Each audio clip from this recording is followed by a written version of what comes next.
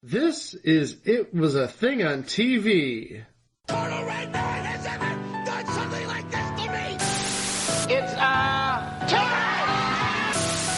Ladies and gentlemen, I give you the dregs of humanity! Episode 301, submission number 246, Ferris Bueller.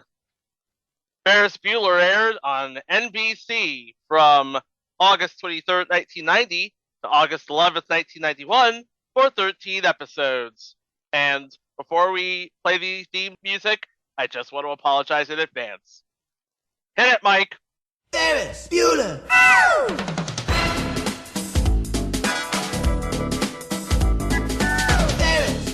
Bueller!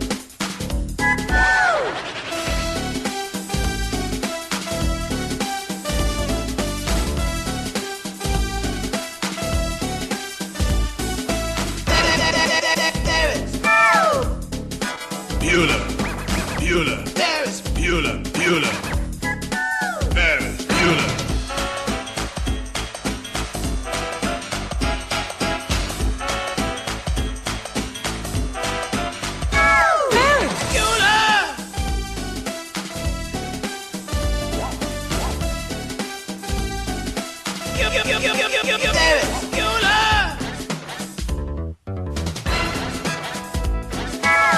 Ferris Bueller. Geez, TV show intro, stop yelling at me. In 1986, John Hughes released his, I guess you could call it his magnum opus in Ferris Bueller's Day Off. That's exactly the term I'd use to describe it. Yep. It made the careers of Alan Ruck, Mia Sara, Jennifer Grey, Edie McClurg, Ben Stein, and of course, Matthew Broderick. But more than that, John Hughes called it his love letter to the city of Chicago. It had heart, it had jokes, and it is generally recognized as one of the best comedies to ever come out of the 80s. Oh, notice that we didn't say it made the career of Mr. Black. And no, we're not talking about the talk show host Mr. Black. or the former occupant of the White House Mr. Black. or the black... Mr. Black. Take a guess who we're talking about. Who else was in the movie that we haven't mentioned? We did talk about him a number of months ago. We did. I'm talking about the Mr. Black. who was in The People Next Door. Oh! Who did you think I was talking about, Greg? I knew you were talking about that, but I was like, oh, that's a deep cut from that one episode. Yeah, I think, was that the famous Teddy Z, possibly? Yes, the famous Teddy Z. Yeah. Fast forward 4 years, and not much thought is given to making this epic movie a TV show. Enter John Macius. You know who John Macius is. He was one of the creators of the incredibly ingenious St. Elsewhere. He also created Touched by an Angel, Providence, and Hawthorne. But he got the idea to develop Ferris Bueller for a television series. And it seems like, upon watching a few episodes, you would get the idea that he basically took one look at what passed for Wikipedia in 1990 and didn't do much else. Nope. Did he do much else, Mr. Testa? Nope. Because it did retain some of the quirkiness of the movie, and it did retain some of the characters of the movie, but in the first 5 minutes of the pilot, you could definitely tell this was not going to be the movie. And that's probably why it failed in the first place. Everybody loved the movie. Everybody almost universally hated the TV show. So who was in the TV show? Well, It wasn't Matthew Broderick, Alan Ruck, Mia Sara, Jennifer Grey, Edie McClurg, Ben Stein, or... Mr. Black. Nope.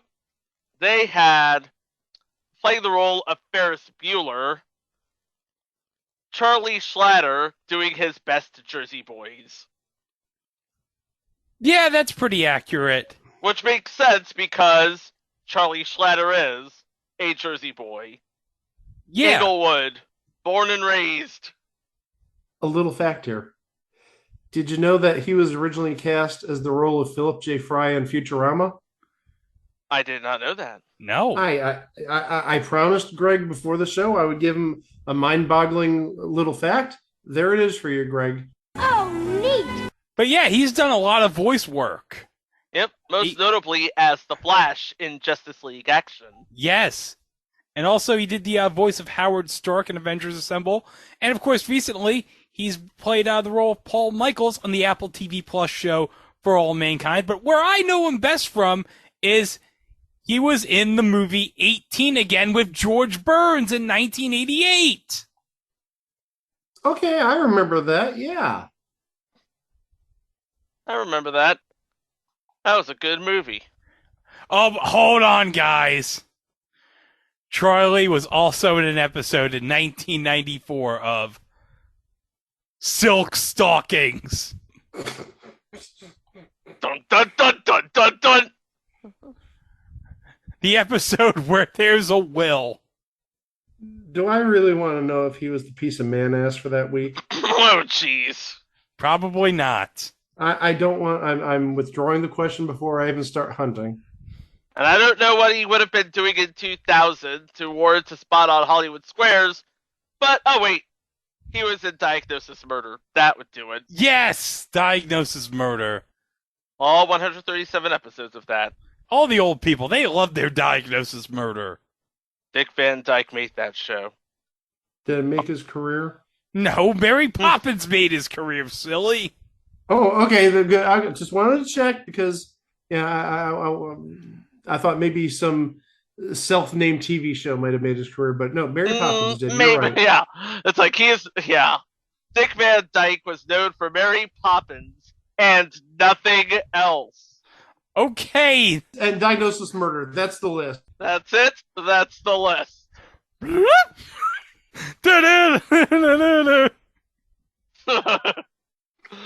Playing the role of his best friend Cameron Fry is Brandon Douglas, who would best be known, I guess, playing a role as Ben Agretti in one season of Falcon Crest. But more likely as Dr. Andrew Cook in 38 episodes of Dr. Quinn, Medicine Woman. Oh, Dr. Quinn, Medicine Woman. He would have also have been in Future Entry Class of 96. Yes, Class of 96. Remember when Fox tried to do a really deep college show? I'll say it again. Nobody can do a college TV show. Now, playing Sloane Peterson, who in the movie was already dating Ferris Bueller and was just the troublemaker he is, but sort of toned down for the TV show as sort of the object of Ferris's desire, the lovely and talented Amy Dolenz, who very much went against type. Amy Dolenz is a trained dancer, among other things. Sloane Peterson has 2 left feet. Well, we did talk about her in the past because she did make an appearance on Saved by the Bell, the college years. But also, look at that last name, Dolenz. You know who her dad is. Her dad's a monkey. Her dad's a monkey. In fact, in the trades, she was called the Monkey Baby.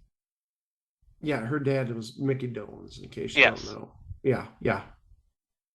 Playing the role of Ed Rooney, thank God it isn't, Mr. Black. but it's Richard Reel. And if my memory serves me correctly, he played a character in Office Space, didn't he? Yes, he was. He was the He was boss in Tom Office. Smokowski in Office Space. He was the boss in Office Space. Yes. And amazingly enough, still active to this day. Well, he wasn't that old when he portrayed Ed Rooney on this. He was only like 42, so he's only about 74 now, give or take. So he's holding up very well for 74, it looks like. Yep. And of course, if you are a fan of The Legend of Korra, he portrayed the voice of Boomy. Oh, neat. Jeez, kid, shouldn't you be in bed? And then we have the role of his secretary, Grace, played by the vivacious Edie McClurg in the movie. In the TV series, played by Judith Can, who is not as vivacious as Edie McClurg, and the character isn't as vivacious as Edie McClurg in the movie. That's the first time I've ever heard the terms Edie McClurg and vivacious in the same sentence. Edie McClurg is a vivacious lady. And as we mentioned last week, we're going to talk about Edie McClurg when we talk about the after-school special about Jackie Robinson. That's right. Which also had Anne Ramsey in it as a nurse. Oh, by the way, she played on the first season of Valerie, back before Valerie quit to due to a contract dispute or Thanks, something Greg. with the executive producer. It was either Miller or Boyette, one of those two. yeah. I think she was the wacky neighbor before Edie McClurg was, because she played a character named Annie Steck. Wow! That is amazing. That's like some Lincoln Kennedy crap. Because you know how Lincoln had a secretary named Kennedy, and Kennedy had had a secretary named Lincoln. Yeah. I'm playing the parents, who in the TV series are named Bill and Barbara, are Sam Freed. He was the narrator in Our Cartoon President. Oh, the Stephen Colbert animated series about Mr. Black. That would be the one. Oh, not the Mr. Black. Black we've referred to already on this show. The original political. Mr. Black. Yeah. the political Mr. Black. who by the time you listen to this, now or in the future, may or may not be seeing the Fed soon. Yep. Yeah, but our cartoon president was on Showtime. Yep. And playing the role of Barbara, who was renamed from the original Katie, is Christine Rose, who I know Greg remembers her. She is Ted Mosby's mother from How I Met Your Mother, Yes. who may or may not have slept with Barney.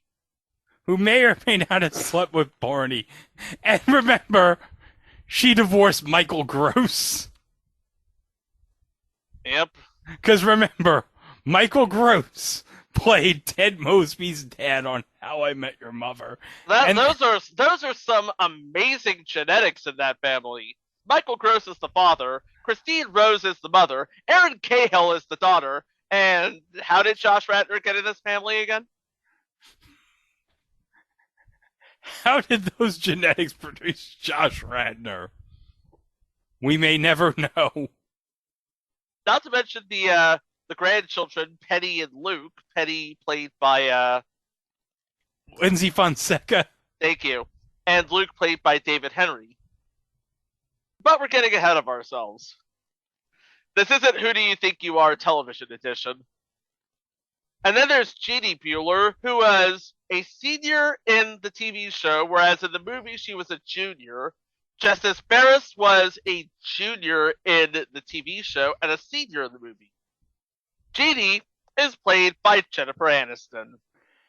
And folks, we're not even going to play with it. You all know who Jennifer Aniston is, okay? She's doing well for herself. She's doing well for herself. Yeah, I actually did some research for this episode on a YouTube video. I forgot who posted it, but it was a really good YouTube video. She's like, Jennifer Aniston, who is known for horrible bosses and nothing else. No. This is the second reference to Office Space. She was in Office Space. Yes, she in was. Office Space. Yeah, she was in Office Space with Richard Reel, and she's not known for anything else. She's known for all that flair she had on her waitress uniform. Hold on, guys. There's a fact about Jennifer Aniston that you may not know. Okay? Now, you all know her dad was on Days of Our Lives, right? Her dad was on Days of Our Lives, yes. Yeah, I think we Look, the talked great about John that. Yes. Aniston. Yes. But do Yeah. you know who Jennifer Aniston's godfather is or was? I do, but only Okay. because I've done the research. Okay, hold on. Mike, do you want to take a guess? I'll play along. Let's see where this goes. Okay, what's your guess? I have no guess. Okay, Just spoil it. Spoil it. all right, here we go. Chico, say it. Telly Savalas was Jennifer Aniston's godfather. What? Yes! You mean the star of Telly Who Loves You, Baby? Yep. She loves was her. you, baby? She was her. Hey, Mike. Hey, Mike. Yeah. Telly Savalas, I guess you could say, was her first friend. But you know what that also means? Jennifer Aniston's godfather was a Bond villain. Because he was Blofelded on Her Majesty's Secret Service. This just keeps getting better and better. And those are the principles. Of course, there will be many sort of appearances, cameos, in-jokes, all that sort of weird stuff that happened in the movie, except it's on the TV show. And it went from incredibly weird to unbelievably surreal. Take, for example, in the pilot episode, Alan Rachins appears as himself negotiating the terms of Ferris's detention. Alan Rachins from LA Law is negotiating the terms of Ferris Bueller's detention? Yeah, and we'll talk about it. Oh, now's as good a time as any. The first day of Ferris Bueller's junior year begins at Ocean Bay High School. Oh, something you have to understand before we continue. Yes, this show is set in LA. It's not set in Chicago. Yeah, that's probably the biggest you to John Hughes as far as producing this show goes. The first day of Ferris Bueller's junior year begins at Ocean Bay High School. He has some old issues to deal with, such as his arch nemesis, Principal Rooney. That will have to wait as he has the new issue of a beautiful transfer student named Sloane. Now, again, things you have to understand. Sloane was already Ferris's girlfriend in the movie, which is set in Chicago. But this episode pretty much sets the tone for all subsequent episodes, in which it seems like every episode sees Ferris Bueller taking a day off. He wakes up, gets ready for school, leaves school. His sister Jeannie's giving him the business. She's determined to expose Ferris to her parents as the ne'er-do-well he actually is. But he goes to school, he meets up with Cameron, and he devises some way, some incredibly fantastic way, short of hacking into the school's mainframe and changing his schedule to get to know Sloane Peterson. And ultimately, they steal Jeannie's Toyota convertible, go to the beach, and sort of kind of get to know each other. Jeannie sees that her car is missing and reports it's stolen. By the end of the episode, Jeannie has her car back, but it's still reported as stolen. So wait, do people think that Jeannie stole her own car? People think that Jeannie stole her own car. Why?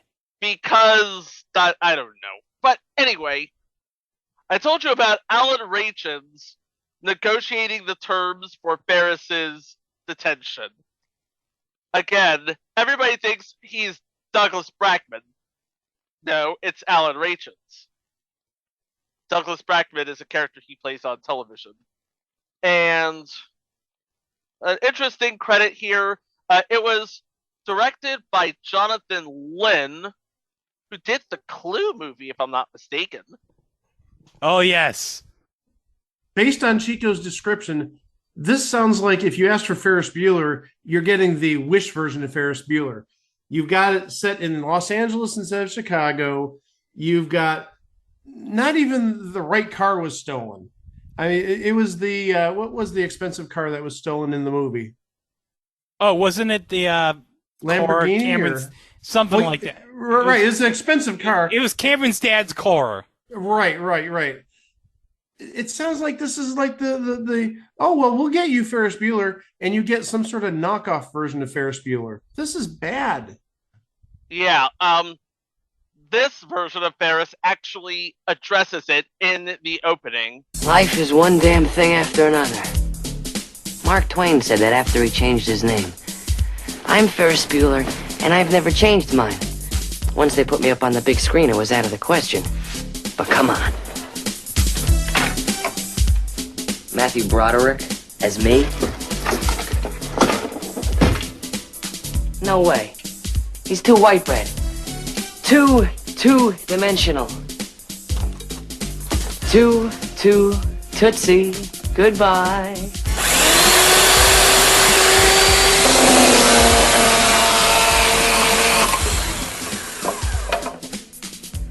This is television. This is real. Dad, does he have to make a racket while I'm curling my lashes? That's my sister Jeannie, overreacting. Thinks I get away with murder. Who's kidding who? She has a car and a nose job. Hurry up, slugger, your breakfast is getting cold. Dad believes the world would be a better place if everybody started the day with a tummy full of oatmeal. Ferris, it's 10 after. Mom loves me like a rock, but worries that I don't get enough sleep. I'm 16 years old and my life consists of two states of consciousness, un and sub. Don't get me wrong, high school is important. It's the only way to keep track of friends, especially my best buddy Cameron, who is the hypochondria. Well, even the computer can't get the bugs out. But then there's Sloan. Ocean Park High's newest transfer. We're about to fall in love. Now all we have to do is meet. Ferris, it's 11 after. Gotta go. Hey, make yourself comfortable. Mi casa es su casa. And when you leave, turn out the lights. Mom gets torqued about utility bills. And please, don't touch that stereo. 8 hours later. That was Ferris Bueller taking a chainsaw to a cardboard cutout of Matthew Broderick. Dang. That's all I got. Dang. Dang indeed. One person of note that I want to mention before we move on to episode 2, playing an uncredited role as a locker girl is Kira Reed, who is a name that's important to me because she was an actress on a lot of Skinamax movies back in the late 90s, early 2000s. So you know what that means. What the hell is that? That's eugenics. Sorry, I'm still 45 points away from my monitor going off. Sorry, I'm still thinking about Amy Dolan's. What? She's cute. Leave me alone. Episode 2. Behind Every Dirtbag. Oh, it's class election time, and Ferris is looking to run for student body president. Because of course he is. Principal Rooney handpicks a candidate for student body president and explicitly prohibits Ferris from running. Uh-oh. Uh-oh. So what's Ferris Bueller to do? The next best thing. He prepares his own candidate. He grooms a guy named Shred who dislikes Principal Rooney as much as he does. Playing the role of Shred is Matthew Walker, who was in Halloween 5. But he does play Raymond Lafitte in 5 episodes of future entry Super Carrier. What is Super Carrier? It's basically a drama set aboard a Navy carrier that was created by actual Navy officers with a really good Bill Conti theme music. But aside from that, the only real name of note appears in the cold open with archival footage of Barbara Bush giving a commencement address in which she quotes Ferris Bueller saying, "Life moves at you fast. You don't stop and enjoy it for a while, you might miss it."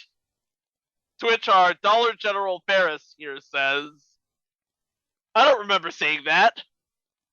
Man, if this was a video podcast, we'd insert Yankees thumbs down guy here.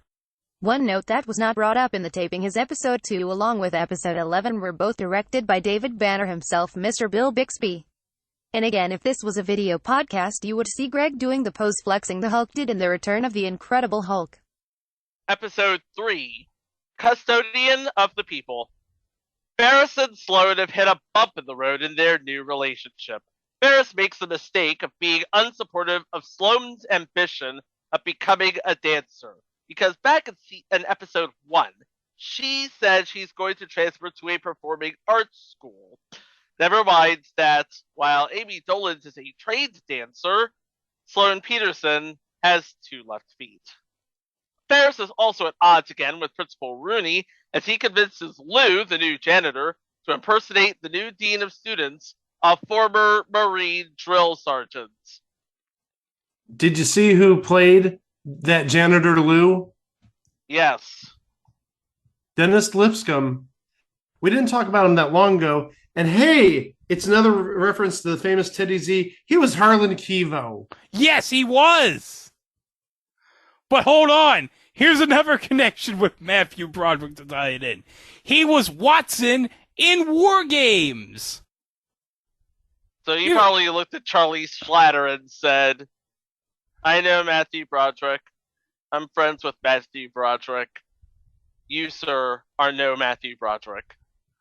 Well, it would have been timely, too, considering, Lloyd Benson's comment to Dan Quayle was, 2 years prior to this? Exactly. Episode 4, Without You, I'm Nothing. Cameron feels trapped in Ferris's shadow. Ferris attempts to help his friend by suggesting to him that he should do something that he will be remembered for. Cameron takes his advice by pulling a dangerous stunt. Is the dangerous stunt going on going places? I see what you did there. I got a name for this episode. Okay. He plays just a generic character that's a dork. They call him Dork in this. David Glasser. He is much more well-known behind the scenes nowadays. He is the executive producer of such shows including Yellowstone, 1883, The Mayor of Kingstown. Oh, hold on. Waco. Yeah, David Waco. C. Glasser. Yeah, you've heard the name, I'm sure, or seen the name. Oh. Yeah, so he's part of the Yellowstone cinematic universe, then. Yes. Mayor of Kingstown, that's the show on Paramount Plus with Jeremy Renner and Kyle Chandler. The guy who gets his newspaper before everybody else does? Yes. And who may or may not be coaching a high school football team in Dillon, Texas. Someone should be talking about that. Ha ha ha. Mm-hmm. See, Mike saw what we did there. Yeah. Mm-hmm. Episode 5, Between a Rock and Rooney's Place. Sloane wants to throw a small and peaceful surprise party for Cameron's birthday. Ferris has other plans, and they include lots of people, a rapper, and Principal Rooney's house. Because, of course they do. Do you know who the rapper they get is? Oh, this is a name from 1990, if there ever was one. This name is about as 1990 as it gets. Tone Loc. Hold on a second, guys. Hold on a second, because I got something to say. Now, as you know, we did 299 and 300. We recorded them on a Saturday. I was not available on Friday because I was at the Mets-Phillies game at Citizens Bank Park. But after the game, Now, I didn't stay after I stayed for maybe about 15 minutes after the game that me, my brother, my sister-in-law, we all left. They had a post-game concert. It was a 90s themed post-game concert. Tone Loc was one of the performers at the post-game concert. Didn't hear him, unfortunately, but here's who else was on the post-game concert. Rob Bass, Vanilla Ice, and DJing it. When you think of Philadelphia and DJ, who do you think of? Jazzy Jeff. Yes. That's great. That was so great. Wanted just though. Oh, and Tone Loc isn't even the only major name in this episode. Playing Stacy in this episode is Linda Larkin. Oh? Yeah. She was the voice of Princess Jasmine in like anything Aladdin, including Aladdin, the original movie, and Aladdin 2. And like every video game involving Aladdin, every cartoon involving Aladdin, involving Princess Jasmine, that is. Yeah. Everything. She is the voice of Princess Jasmine. And I You assume, don't look like Naomi Scott to me. I assume she reprised the role in voiceover-wise in Wreck-It Ralph 2. She did. Yes, she did. Ralph Breaks the Internet? Yeah. Yeah, exactly. Also played Joanne in the straight-to-video sequel to Zapped Again. There was a straight-to-video sequel. There was a... Oh, God, hold on. Who was in... You didn't see Zapped Again? I've never heard of it till now. I've seen It Zapped. was a straight-to-video sequel to Zapped. Who is in Zapped Again? Who plays the Scott I'm Baker? glad you asked that question. We had Todd, Eric Andrews, and Kelly Williams as the two leads. Among the names in the movie are Linda Larkin, Sue Ann Langdon, Linda Blair, Karen Black, Heather Jane McDonald, Lucy Boyer before Doogie Howser came calling, and as Coach Kirby, Lyle Alzado. Oh, that's terrific! Jeez. Lyle Alzado as the coach. Oh my gosh. This is one of the first movies I watched with my dad when he got his sort of rental membership to whatever passes for Blockbuster Video in Fort Huachuca, Arizona. Can I just say something? Why did your dad, in his right mind, thought, you know what, little Chico, we're going to watch a movie together. Zapped Again, that's fine. You don't know my father very well, do you? He's a dumb He'll figure this out. Hey, my father's U.S. Army. He's twisted to the core. By the way, we do support our troops here, and it was a thing on TV. So. Well, of course. See the gang wrestles for the troops. Even the troops that decide to get their children zapped again. Oh my gosh. No, not get. Rent. Whatever. You could have picked any cartoon or any comedy, and you picked Zapped Again.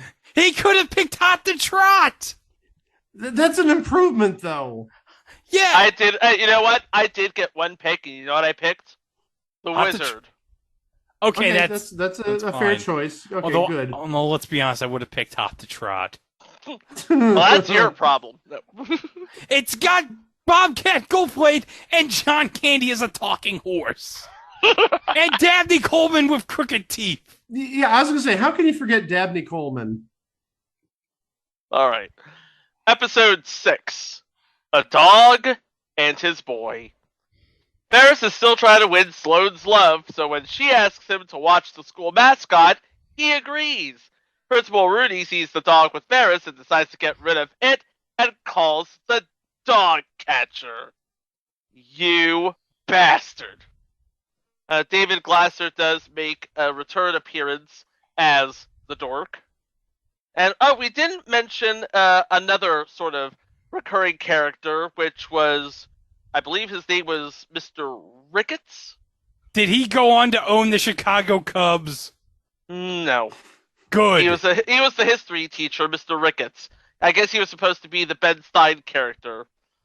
but he's played by Jerry Tellis, who was that guy from that thing. He played the DMV clerk in License to Drive. Oh yes, License to Drive. And he was Scuff Mulligan on an episode of Previous Entry, Lady Blue. Sadly, no longer with us.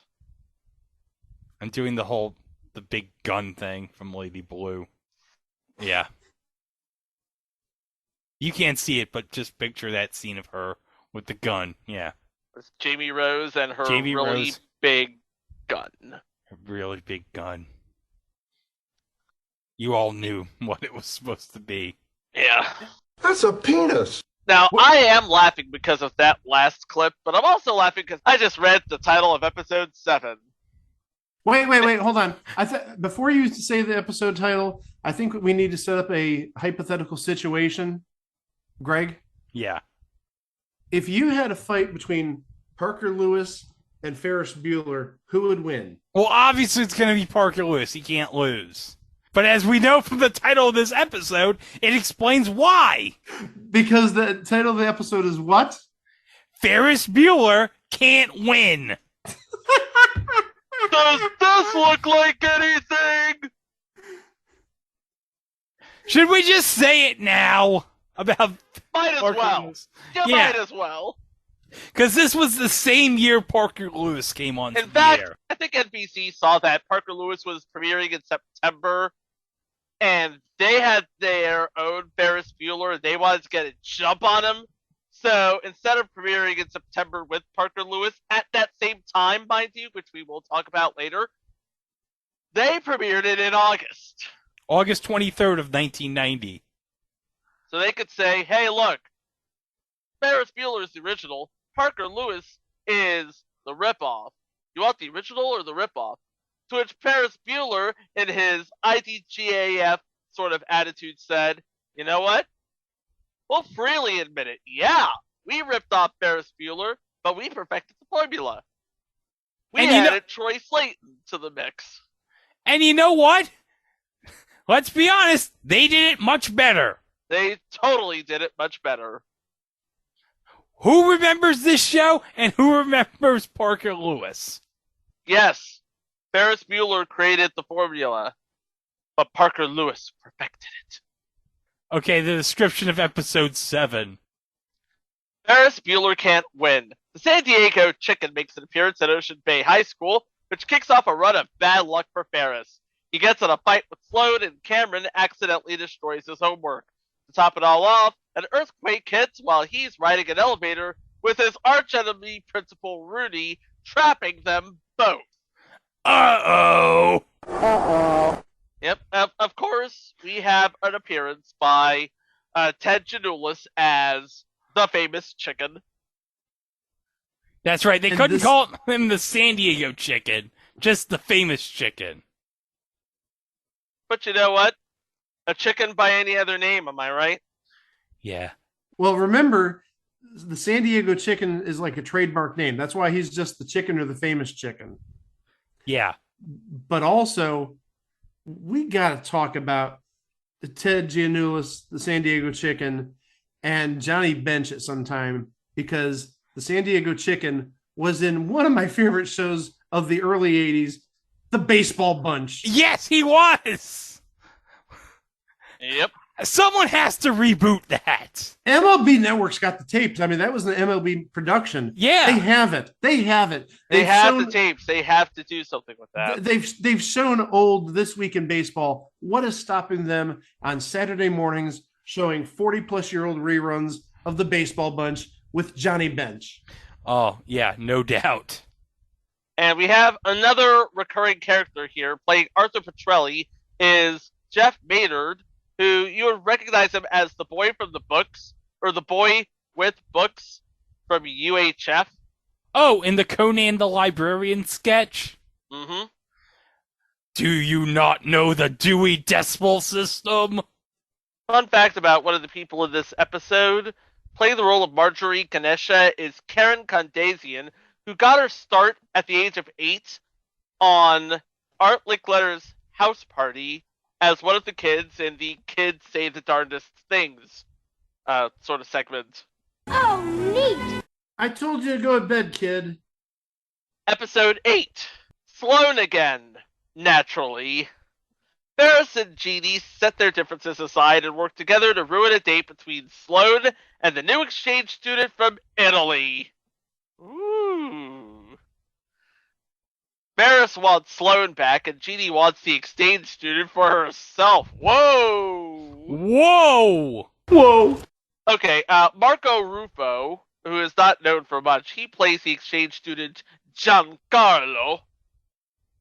But perhaps the more known name in this episode, playing Mrs. Bellman, Ellen Bree. That's right, from St. Elsewhere. And 2 weeks of Match Game Hollywood Squares Hour, just saying. Yeah, but hold on. Not the only big name. She's not the... Not the only one. No! Playing himself! And this is unbelievable. Playing himself. Famed college basketball coach, Digger Phelps. That's deep. Oh, yeah. Nowadays, he's known for being more of a college basketball analyst. For ESPN, yeah. Would he have still been coaching at Notre Dame in 1990? Oh, yeah. Yeah, he had, I think LaFonso Ellis was at Notre Dame around that time. I think he was drafted in 91, so I'm very sure Digger Phelps was there. And also, for those that don't know, Digger Phelps had one of the most notable games in the history of college basketball when Notre Dame ended in the 70s UCLA's 88-game winning streak. I believe that was the first ever loss in Bill Walton's collegiate career. Yeah, I think you're right about that. And also, I think there was another decent basketball player where it was his first loss as well. It might have been like Jamal Wilkes or somebody like that. Yeah, because I believe Jamal Wilkes went to UCLA also. Oh, I'm like 99.9% sure he did, yes. Episode 9. Scenes from a Grandma. Ferris's nosy, know-it-all grandmother wants to turn her 2-week visit into a permanent stay and gets a job as a counselor at his school. And playing the grandma. Oh, this is so great. Cloris Leachman. Yeah, because Facts of Life would have ended by now and she needed something to do. Yeah, pretty much. Wait, hold on a second. Wasn't Cloris Leachman in the Nut House? Yeah. Yeah, so she needed something to do after the Nut House came and went. Episode 10. Stand in, deliver. The father of Get it? That's the joke. The father of Cameron's new girlfriend, Anne, forbids Cameron to see her, so Ferris poses as her boyfriend to get past her father. Complications arise when Cameron's girlfriend falls for Ferris. We got two names here. Playing said girlfriend, Ann Payson, Carla Gugino, known nowadays for being the mother in Spy Kids franchise. But playing her father, Police Academy legend, Pyramid legend, David Graff. Yes! Officer Tackleberry himself. Surprised he didn't do the "you will blank now, Mr." line in this show. It just seems like something he'd do. Episode 11. Baby, you can't drive my car. Ferris gets the car of his dreams for his birthday, a 1962 Chevy Corvette. His dreams turn into nightmares when he and Cameron become concerned that the car is haunted. Great, your car is Christine. I get it. Ferris returns to talk to the car salesman, Mr. McFarland, and discovers that Mr. McFarland had been dead for over 20 years. Playing the role of Mr. McFarland, legend. Absolute legend. Dick Martin. Oh, yes. Oh, hey, guys. We're going to be talking about Dick Martin next month. Next month, yep. It's going to be an entry we've been waiting to talk about for years.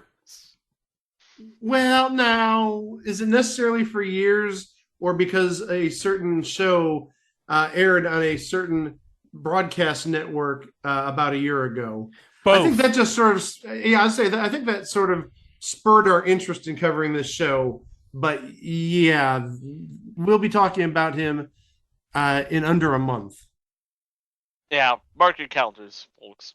Another name on this episode playing Greg Connect, Danny Nucci, known nowadays as Detective Rick Romero on 911, but we all remember his breakout role as Fabrizio in 1997's feel-good blockbuster, Titanic. Oh, wait. Was he, like, Leo's friend in Titanic? He was Leo's friend in Titanic. Oh, he can see the Statue of Liberty already, but he makes a bad end in Titanic. Oh, That's a terrible scene. it was a terrible, sad scene. Oh, hold on. Speaking of Titanic, this will not be the last time we'll be talking about Titanic on this podcast, because we'll be talking about somebody from Titanic around this time of the Titanic sinking in April. Because let's just say he had 3 wives. I was waiting for you to say, why don't you just give it away, Greg? Okay. Why don't you just give it away, Greg? Also in this episode, playing Mr. Fusco is a person named Jack Keller. The only reason I mention it is because last episode's big revelation about Greg, Yeah. the game changer for the podcast. Yeah, it Yeah. was. It was a game changer. It was. And now that we know Greg's little secret, I don't think he needs to say this. But yes, Jack Keller was on a 1995 episode of Wings. Yes, he was. Yep.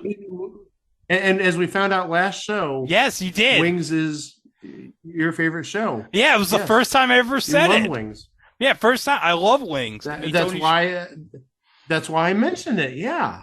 You know, we talked about how episode 300 was the first time I ever said I love Wings. I guarantee you, 100 years from now, if man's still alive, they'll be looking back at that episode being like, that was a game changer in the history of the podcast.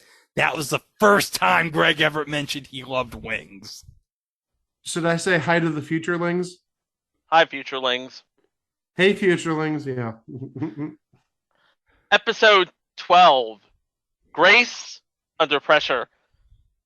Principal Rooney cancels beach day when he hears that Superintendent Weldon has planned an inspection. Ferris has been looking forward to the event and decides to secretly go ahead with the plans. Playing the role of Superintendent Weldon, Patrick Cronin, who unfortunately is not related to former Game Show Network president Rich Cronin or REO Speedwagon's Kevin Cronin or the lead singer to LFO, the other Rich Cronin. Well, you know, Chico, New Kids on the Block had a lot of hits, but Chinese food, it makes me sick. Do you like girls that wear Abercrombie and Fitch? No, I much prefer, like, The Gap. Take them if they had one wish? Yeah. Okay, but you would probably remember him as Michelson in Splash or Dr. Rimlin in Rocky V. And we've talked about him at some point. I recognize his picture and his name. Looking at his credits, pick any of these episodes, any of these shows that we've covered. We talked about him on at least one of these. Carter Country, Sanford. Talked about him. Oh, that's where we talked about him. Okay. I Married Dora. Talked about him. Yeah, I Married Dora. We talked about him. So we talked about him 3 times. Also, he played Sid Farkas on 2 episodes of Seinfeld, since we love our Seinfeld around here. Oh, yeah. What episodes of Seinfeld? The Doorman and the Sniffing Accountant. Okay. Oh, by the way, when I was at the Brooklyn Cyclones game against Hudson Valley like a week and a half to 2 weeks ago, I got the Jackie Childs pin. Yes. So now I've bought something that was done on one of our versions of Price is Right, and you've got an item that was one of our items on one of the versions of Price is Right. Yeah. I mean, mine was eBay, and yours was non-eBay. Yes. Non-eBay, non-Amazon. Okay, Chico, time to cough up some money and get you an item. Fine. Find something. I'll buy you the Manimal slides. Pay $85.50 for them. He's not even the biggest name in this episode. Oh no, this is the MC, I assume, of this beach day event. Yes, the MC of the Beach Day events. Legendary. How many times have we talked about him? Plenty. Oh, way too Plenty. many. Yeah. But let's just say that this Rip guy, the Band-Aid off. Just rip it off. this guy, Just do it. Just do it, Greg. he ran a great takeout business. Takeout business. Yeah, he had a great takeout business. Takeout business. The That never gets old. legendary Buddy Hackett. Like I said, never gets old. Yeah. Oh, hold on. I don't think we ever mentioned Buddy Hackett was on the show Action with Jay Moore. And to tie this back in, we'll be talking about Jay Moore sometime in October. And after this episode, NBC decided, We're good. you know what? 12 episodes is fine. We obviously can't win against Parker Lewis, who can't lose, so they decided Yeah, to cancel it. Yeah, we'll burn the last episode in the summer. So they did. Almost a year after it first premiered. And here it is. A night in the life. Ferris and Cameron survive an eventful night while trying to churn out an important class paper. Not really many names in this episode, is there? Oh, hold on. Playing the role of Steve is Alan Covert, and you would know Alan Covert because he's been in a lot of Adam Sandler's movies. He's in Waterboy, I believe. Yeah, Wedding Singer. Mm-hmm. He was Happy Gilmore's caddy in Happy Gilmore, Otto. You remember Otto? I do remember Otto. Oh, wait.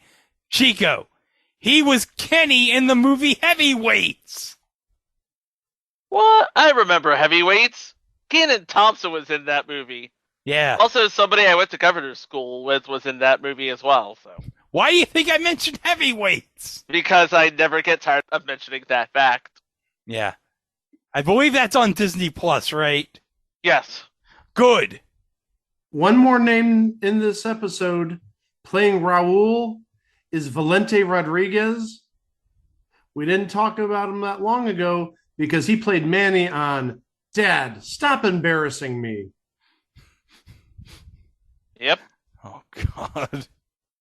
I'm sorry. As much as we don't want to acknowledge that show, oh, by the way, that was worse than Manimal 2. I forgot about that. So Dad, stop. we're probably at about, I'm at about 25 shows that I think are officially worse than Manimal, Greg. So we're getting close to about 10%. And only one of us saw it. That's the crazy part. But we recapped it. We recapped it. It was painful just recapping it. It really was. It was bad, yes. So, there you go. That's the show.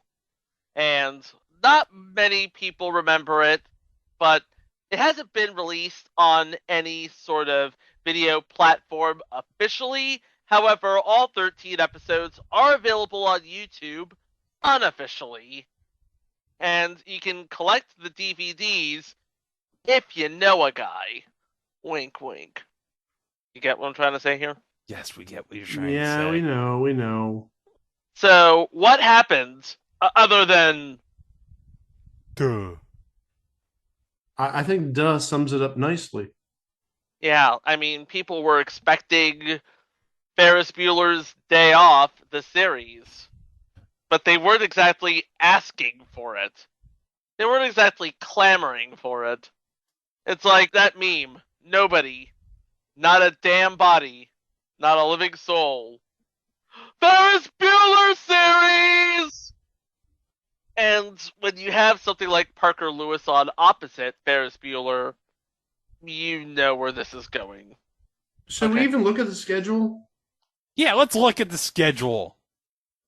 Well, the pilot aired opposite a rerun of Married with Children and did rather well for itself. I assume this was coming off NFL preseason football, since this was August. Well, it was actually coming off a repeat of Mr. Black, because it aired on a Thursday. Oh, the Cosby Show. Okay. I thought this was Sunday. Okay. Makes sense because they want it opposite their highest rated show, even if it's a rerun. And obviously it's going to get a high rating because it's between that and Cheers. Yeah. It aired as a preview. Well, it did move to Mondays, as we said. It aired after The Fresh Prince of Bel-Air on NBC. And the competition was a little tougher. On ABC, you had MacGyver. And this would have been near the end of MacGyver's run, correct? This would have been the next to last season because the last season was 91-92. Yeah, so this would have been a new episode. This would be the penultimate season for MacGyver. And on CBS at 8:30 p.m. Eastern, you had Major Dad. Mm-hmm. It ran like 3-4 seasons. It wasn't a bad show, but going up against MacGyver and Major Dad, yeah.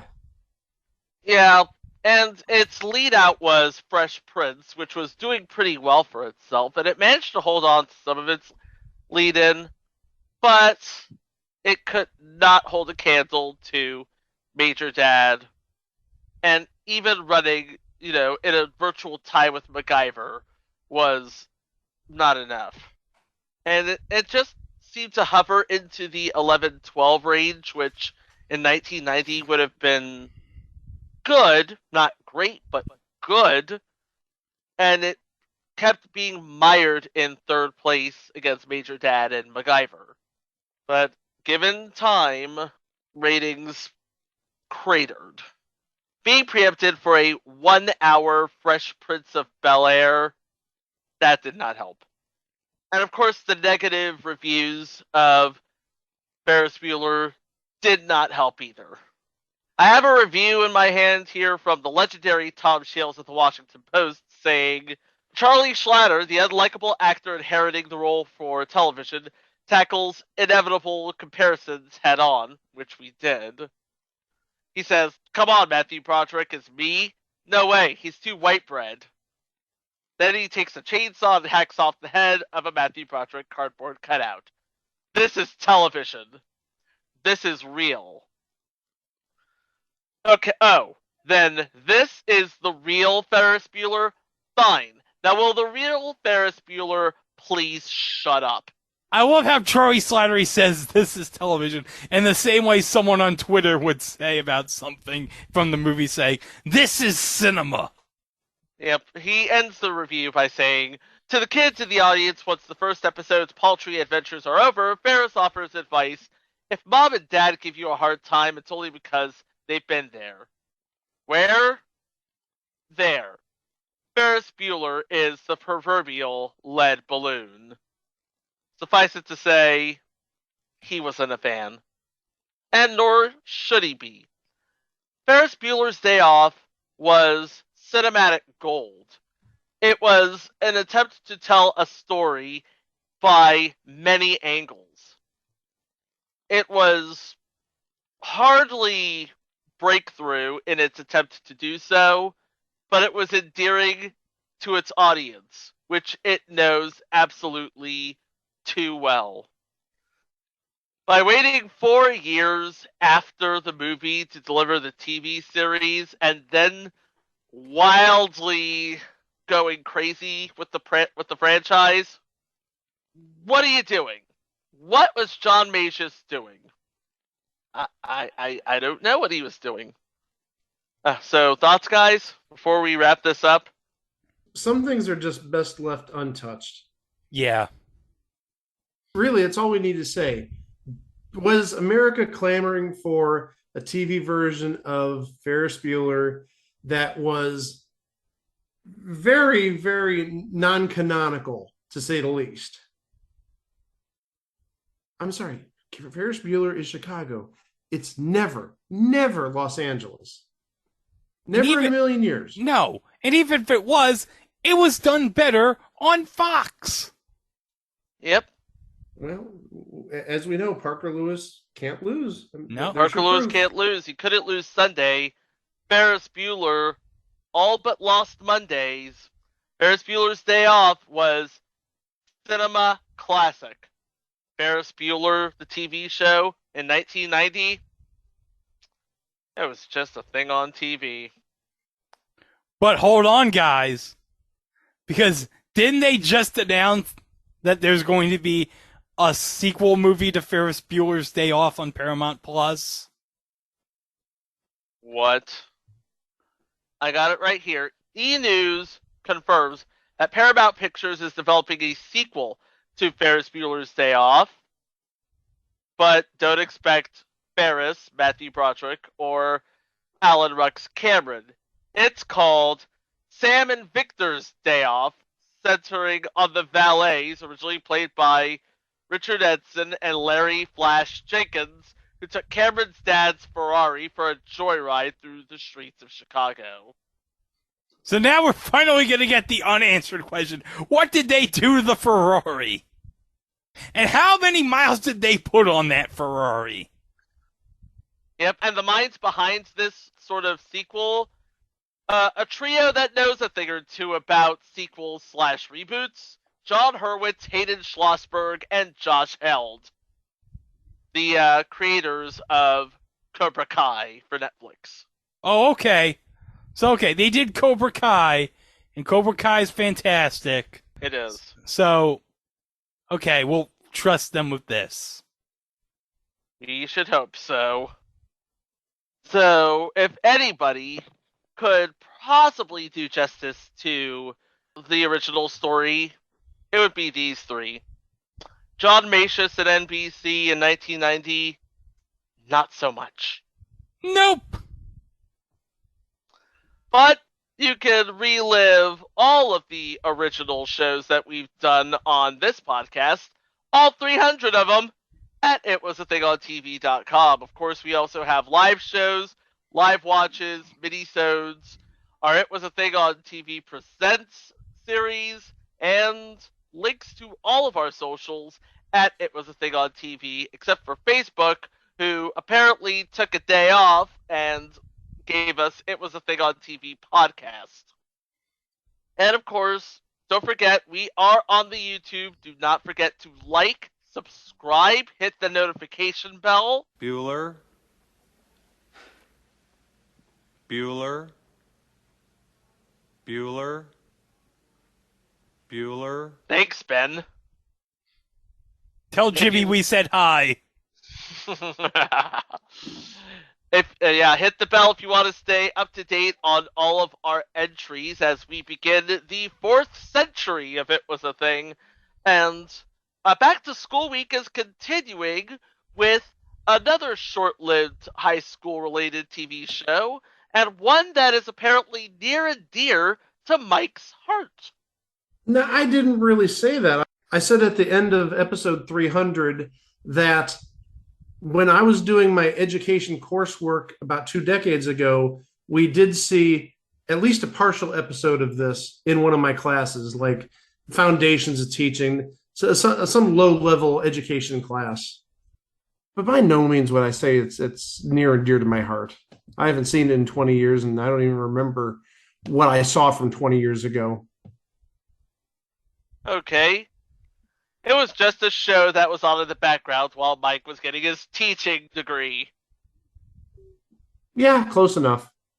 And we'll talk about it as we continue our journey back to school all this week, right here on It Was a Thing on TV. Thanks for listening. Please be kind to each other, and we will see you for the next one. Wow! You're still here? It's over. Go home. Go.